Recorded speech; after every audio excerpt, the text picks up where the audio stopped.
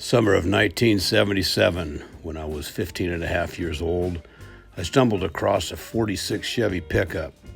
It had been a trap wagon for many years on a farm near Annatone, Washington.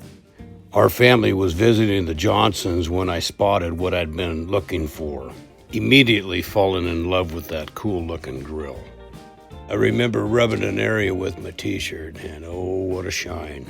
I climbed in the cab and wiped off some of the cobwebs and dusted off the view on the windshield and drove up and down the roads in my mind.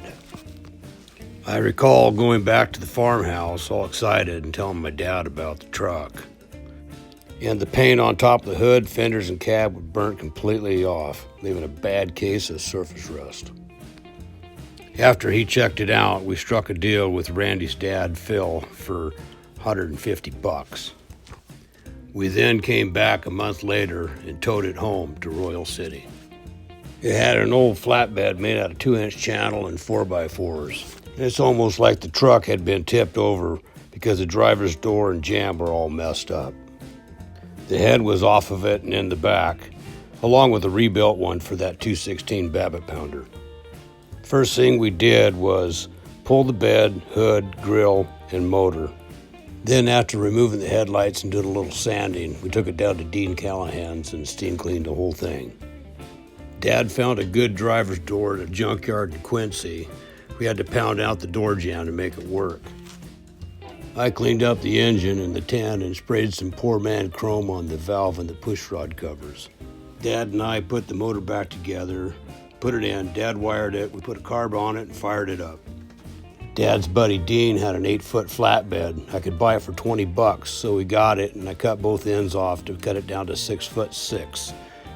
We mounted it using the same old farmer's planks and U-bolts that were under the old flatbed.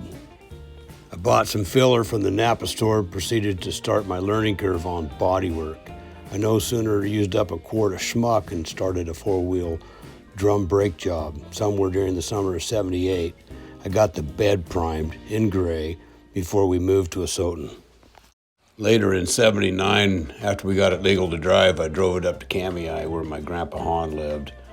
I spent 2 weeks building a custom crushed velvet interior. Grandpa showed me a lot of tricks, and I did my best, which was bad. But to an untrained eye, it was really cool. I remember pulling into school the first day of my senior year, and my friends saying, "Wow, what an ugly truck." Then when they got up to the door and looked in, it blew them away. After driving it in primer through the fall, I talked my shop teacher, Dan Johnson, into letting me do body and paint. What a learning curve. Mr. Johnson got the gun all tuned up and gave me some pointers. I made some sheet metal fenders for the bed and cut oval holes in the back for the Napa truck taillights. So by late winter my senior year, the color was going on. But Dan had had enough and said I had to finish it elsewhere. So I convinced my boss, Don Rickard at Diagonal Chevron, into letting me paint it there on a weekend. There was overspray everywhere, and needless to say, it was the last paint job done there. In the spring of 1980, I went down to Les Schwab and spent $243 on a set of brand new Keystone Turbo 3s, 15.7s and 15.8s. All that just in time for graduation pictures. Summer of 1980, I drove it all over the place. And I called her Old Smoky because the 216 was using a lot of oil. I went back up to my grandpa's place and he helped me put some 2x6s in the bed, and I routed Chevrolet and the Art Deco in the back to cover a hidden toolbox. Mount St. Helens had recently blown and was creating havoc on my 216. So one night after cruising, I drove it really hard on the way home, trying to blow it up. I barely made it.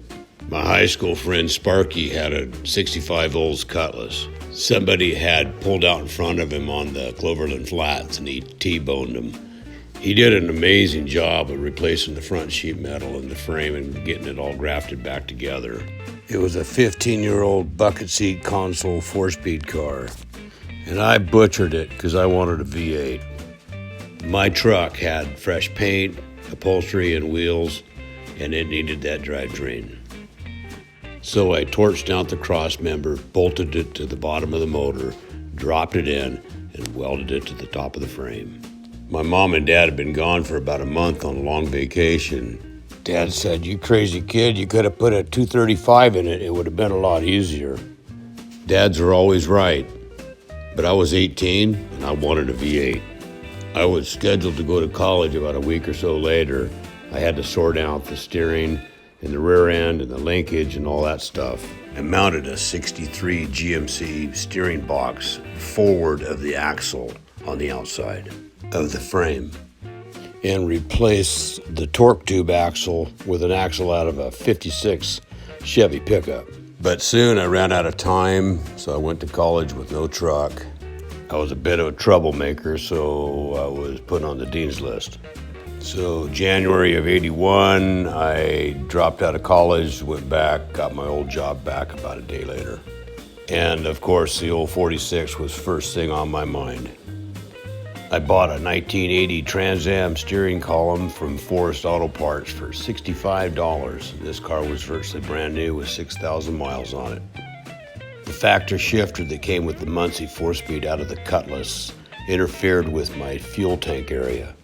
I flipped it around somehow and ended up not having a reverse lockout. Needless to say, there was a few missed shifts, and occasionally I would get it locked in 2 gears at the same time. All in all, it was fun. It was a loud, strong truck, but it was loose and dangerous to drive. It took some getting used to. Up till this point, every transmission I ever shifted, I had to double clutch because they had no synchros. But I took advantage of that privilege. And between jamming gears and acceleration and dropping it in second as I'm coming into town just to bark the tires, I ended up destroying all those synchros. So I pulled the tranny, completely rebuilt it, and replaced the clutch. About 1 week later, as I was driving, a big poof of smoke came out the back. I thought I blew the motor up. The engine had been smoking a little bit anyway, so I figured it was time for a rebuild.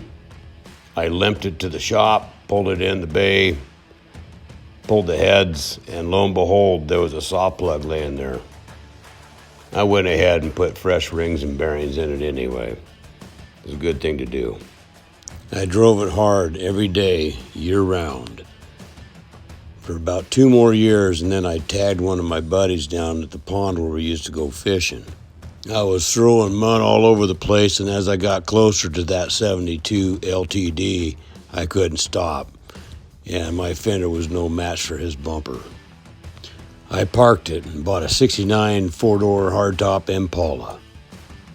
What I figured would be about a 6-month period getting it on the road ended up being years. 5 years later, in 1988, I blew it apart. But that's a story for another day.